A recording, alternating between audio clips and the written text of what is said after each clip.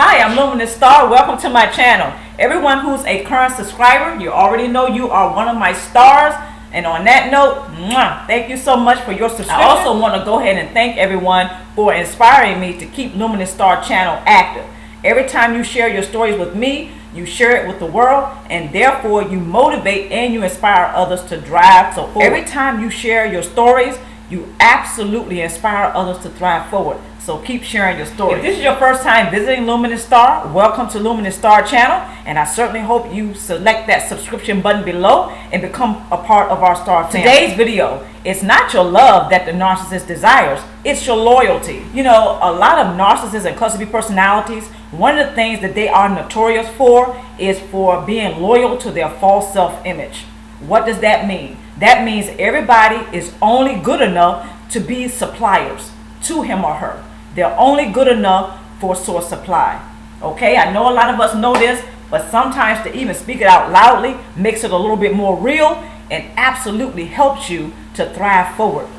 So other people's thoughts, their feelings, their points of view don't matter to the narcissist or the cluster B personality, because they're only loyal to their false self-image, meaning they only want the supply from you. So when it comes to your love and how you care for him or her, and maybe you're compassionate, even if you forgive him or her. Now, I'm not speaking against forgiveness. What I'm saying is, when it comes to matters of the heart, the value of that goes down for the narcissist and cluster B personality. They only value the source supply, meaning since they're loyal to their false self-image, they only would like for you to be loyal to him or her. Unfortunately, a lot of us who have been involved with the narcissist and cluster B personality, we found this out through trial and error. Meaning we've been in a dysfunctional relationship with him or her for quite some time. We know what the game is. So through trial and error, we have found out that the narcissist and cluster B personality, they don't value us loving them.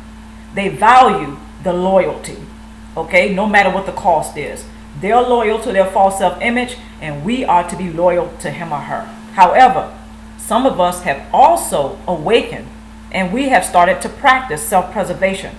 We've also started to practice personal boundaries. So some are demonstrating their personal growth simply by practicing personal boundary, emotional discipline, and assertion, as well as self-preservation. That to me is the narcissist repellent, okay? It's the best one that I know. So I just wanted to share that with you all today. And hopefully you have your narcissist repellent. But not only that, you have your no access card. Present that to the narcissist as a gift. Okay, that's the best gift to give to a narcissist, in my opinion, is the no access card.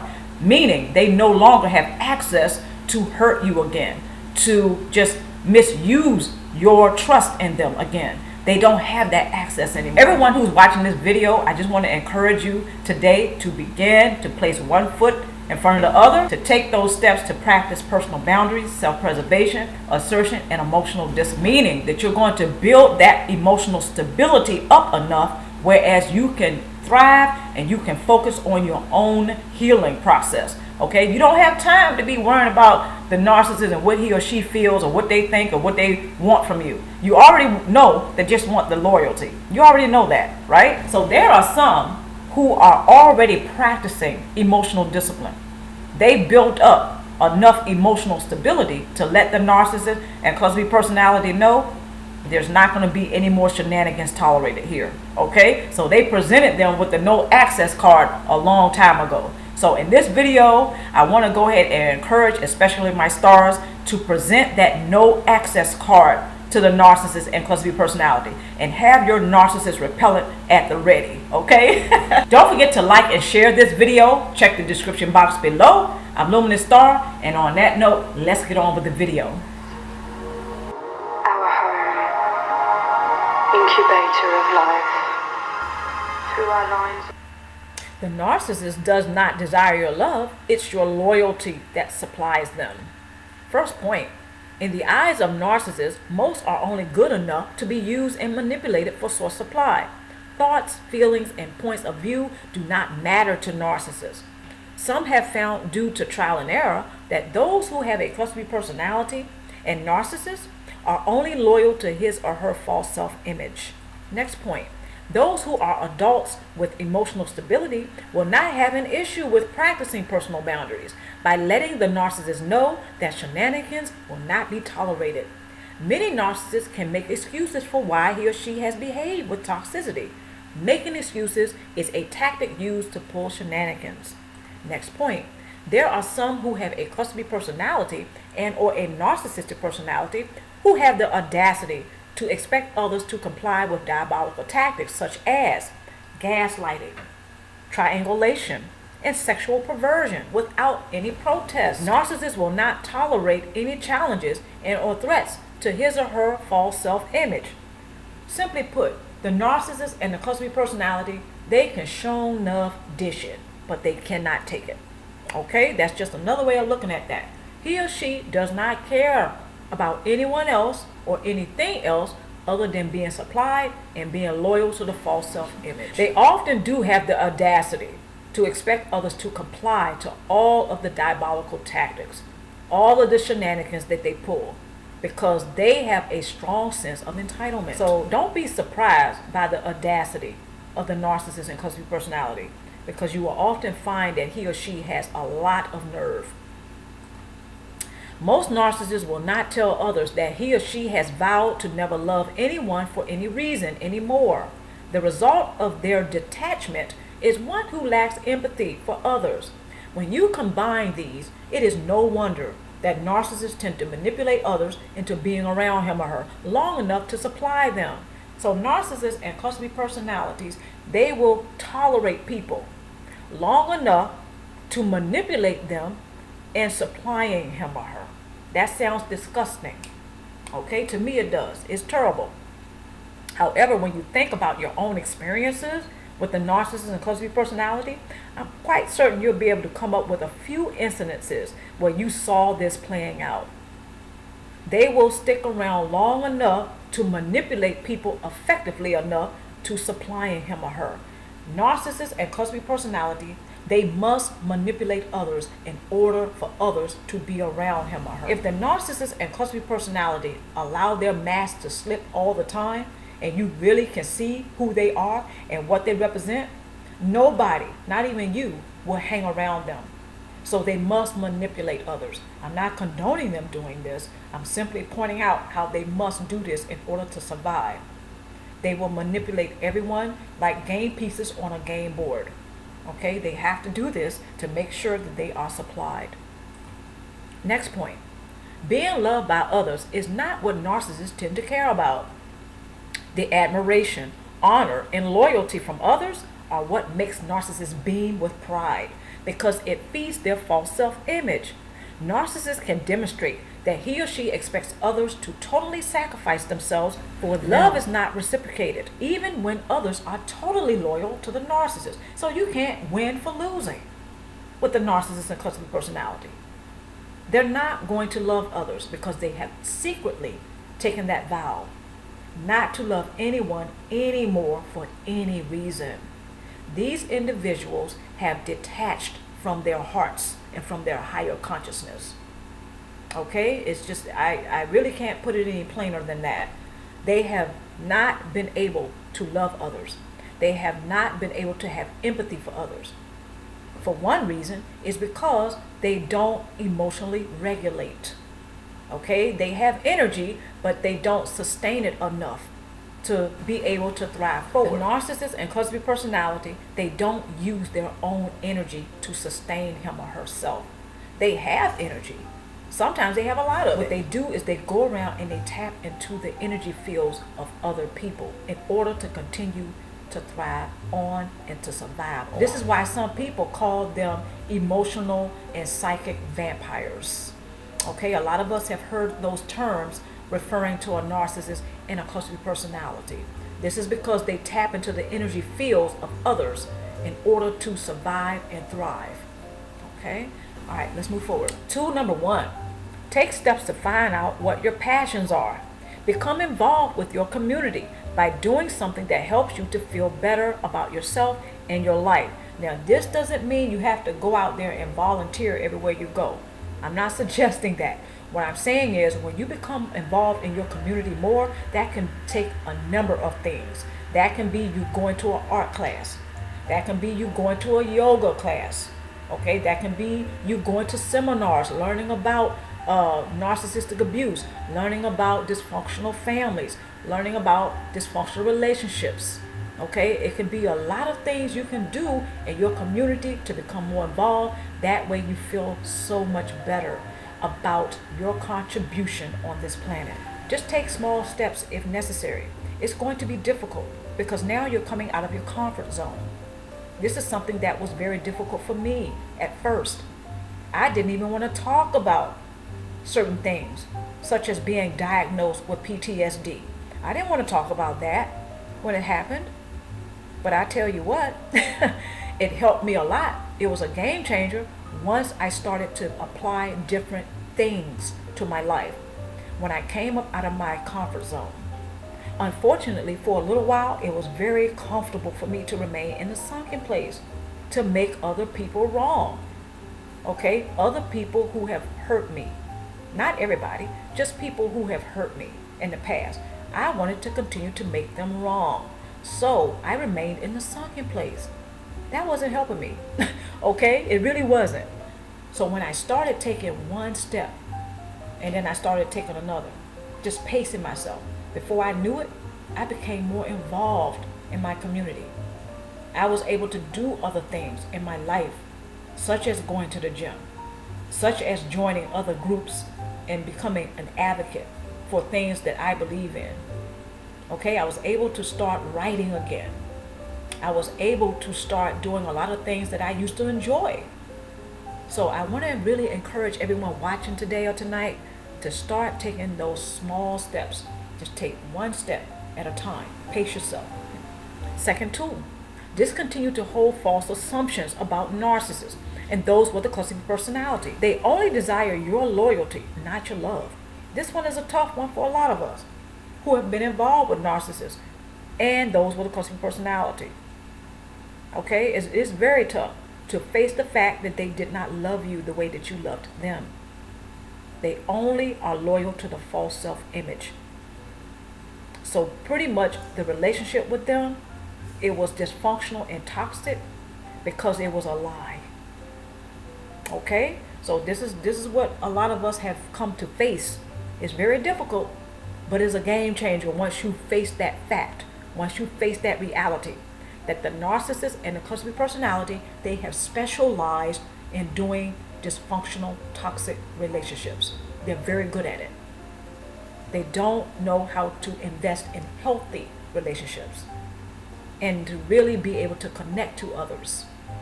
So simply put, the relationship with narcissists and cluster personalities, they're dysfunctional for one of a few reasons. Number one is because it is a lie. It's false. It's not real. It's time to take off the rose-colored glasses and let go of the false assumptions, such as you don't have to communicate what you think and what you feel, what you need, and what you want in your relationships, because you're going to have to communicate those things effectively in order to have relationships with other people. You're going to have to speak your mind, of course, with tact, with diplomacy. You're not trying to hurt anybody, okay? There's simply that you're going to have to learn how to be assertive. You're going to have to learn how to speak up and defend your life, especially when others are coming with toxicity and dysfunction and BS, okay? You're going to have to learn how to effectively communicate what you think, what you feel, what you desire, and what you need.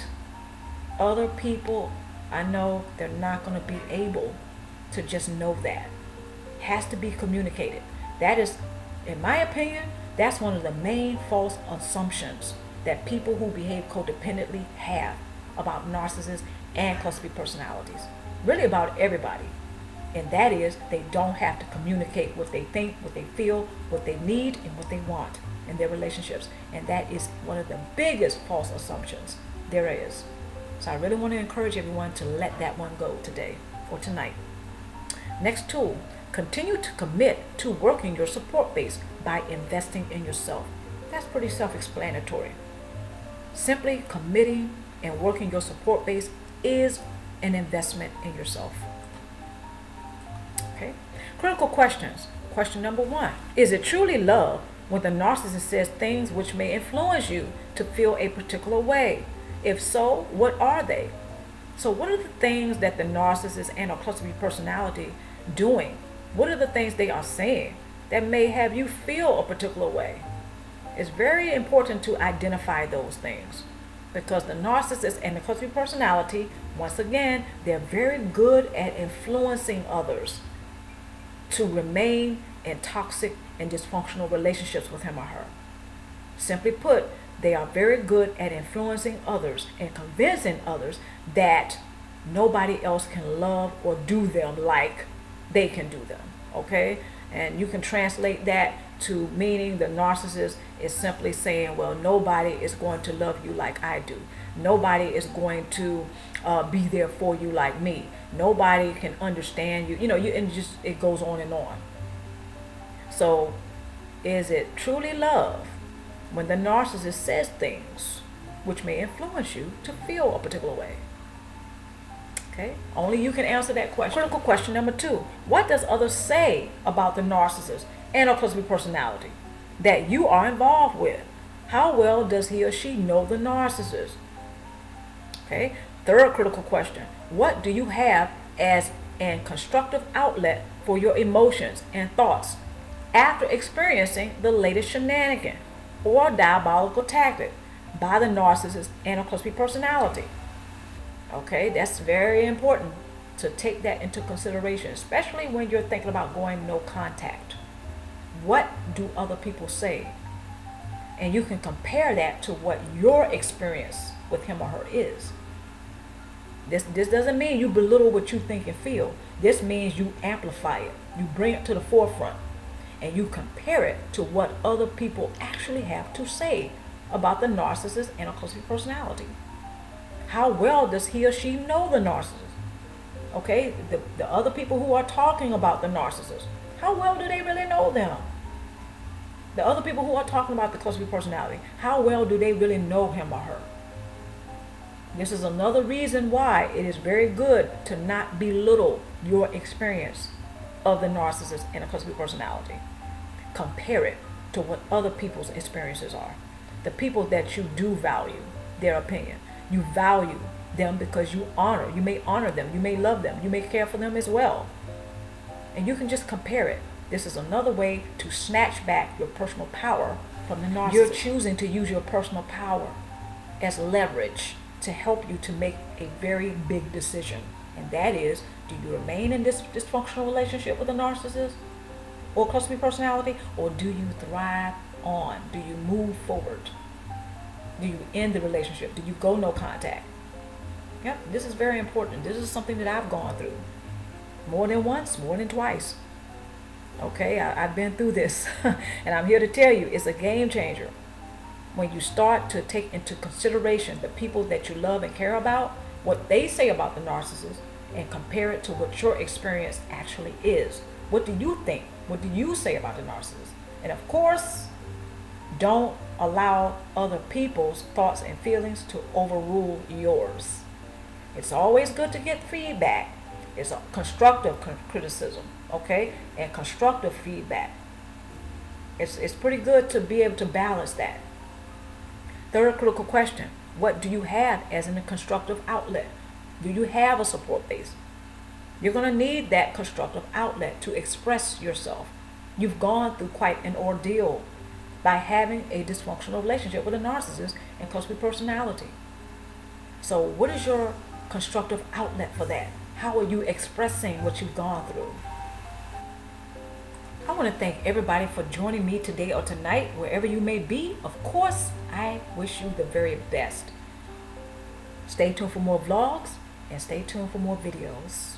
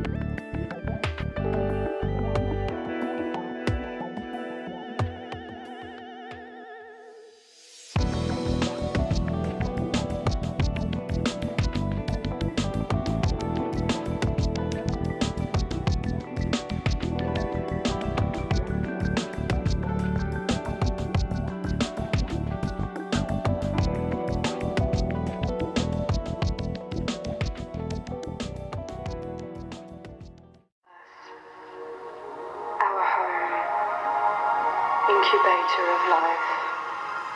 Through our lines